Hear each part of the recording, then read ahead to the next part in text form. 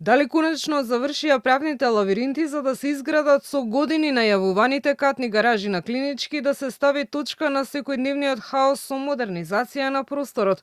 Од Министерството за здравство за Канал 5 велат дека со владината одлука им е даден амин за формално да можат да се договорат со град Скопје и потоа топката е кај градот.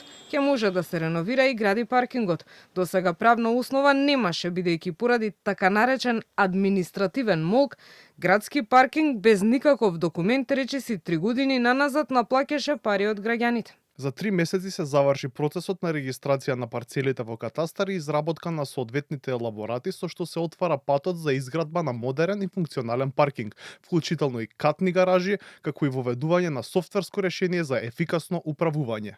Во град Скопје прашавме дали со дел од парите што изминативе години без пишан договор градски паркинг ги земаше, ќе се инвестира во паметното паркирање како што планира од Министерството, но оттаму велат дека парите ќе се земаат директно од градската каса, а присметка ќе се направи со ребалансот на буџетот во март.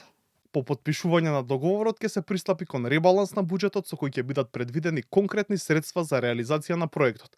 Градот Скопје целосно ќе ги инвестира средствата, а со паркингот ќе стопанисува ЈП градски паркинг. Потоа ќе следи постапка за проектирање и избор на изведувач со цел реализацијата да започне уште оваа година.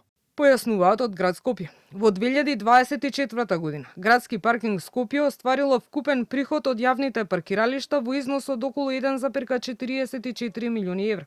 Од таа сума, приближно 772.000 евра се однесуваат на паркингот на Клинички центар, што значи дека над 53% од вкупната заработка од јавните паркиралишта доаѓа токму од оваа локација. Со други зборови, граѓаните само во 2024 година платиле околу 772.000 евра за паркирање на Клинички, што го прави убедливо најголемиот извор на приход за градски паркинг.